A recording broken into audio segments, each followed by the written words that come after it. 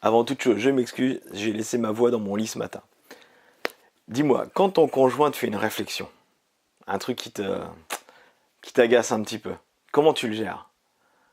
Est-ce que tu le traites tout de suite ou est-ce que tu fais comme moi? Voilà, j'ai fait ça longtemps, c'est-à-dire que j'avais juste pas envie de me prendre la tête, j'avais pas envie de rentrer dans un débat inutile.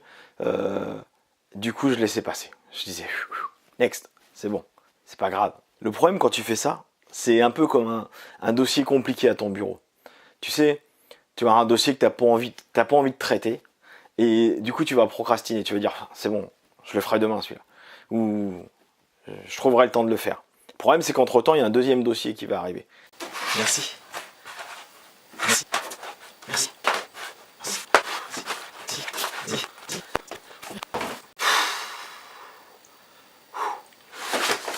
Et un jour, j'ai essayé autre chose.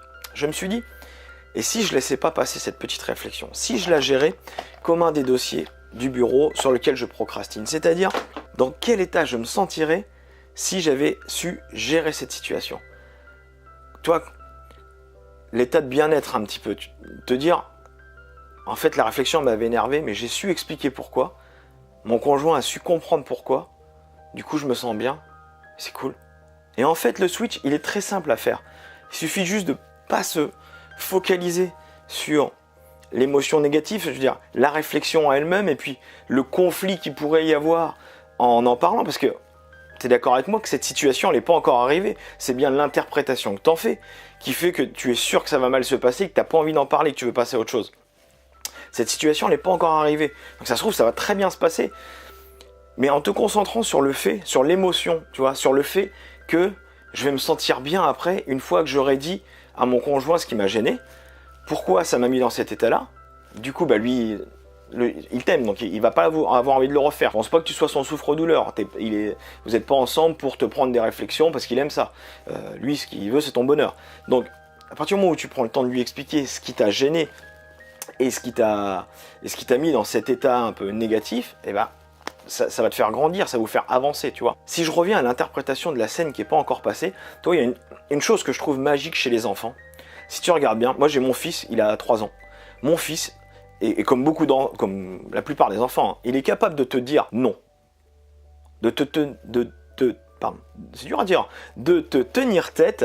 Il n'a pas peur des conséquences, tu vois. Les enfants, ils sont pas du tout dans le si je fais ça, ça va se passer comme ça. Non, à cet âge-là, ils sont dans l'émotion de l'instant, tu vois. C'est, écoute, je suis pas d'accord avec ça, bah, je te dis non. Et nous, adultes, on sait plus faire ça.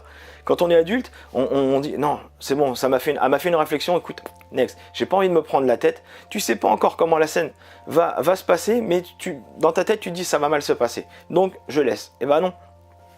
Le problème, c'est qu'on se voit plus petit que le problème, problème lui-même, que la situation elle-même.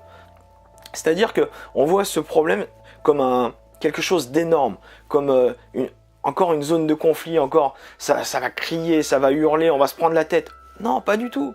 Vois ça comme un truc tout petit. Essaye de te grandir, de voir cette situation comme un truc tout petit, tout mignon si tu veux, et dans lequel tout va bien se passer. Concentre-toi sur le résultat final où tu vas te sentir bien parce que tu auras expliqué à ton conjoint comment ne pas reproduire cette situation. Et à l'inverse, hein, invite-le à faire de même avec toi. Je suis sûr qu'il y a de temps en temps, bah, tu dois lui faire des petites réflexions pour lesquelles il ne dit rien. Et puis bah, ça cumule, puis le jour où ça va sortir, ça va faire comme la pile de dossiers, hein, ça va se vautrer. Donc si je te résume à la prochaine réflexion, ou même s'il y en a eu une là, dans les jours précédents, parle-en avec ton conjoint.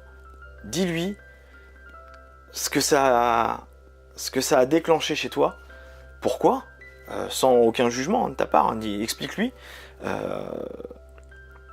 et vois comme tu vas te sentir bien juste après. Le fait que, en fait, il a compris, c'était tout simple. Tu verras, c'est une chose qui est ultra facile à faire, tu as la capacité de le faire, tu as la force pour le faire, ça te demande pas beaucoup d'énergie pour le faire, mais ça va t'éviter de cumuler, jusqu'à temps que tu te sens écrasé par toutes ces réflexions et par toutes ces petites scènes qui auront été pesantes pour toi. Ok ?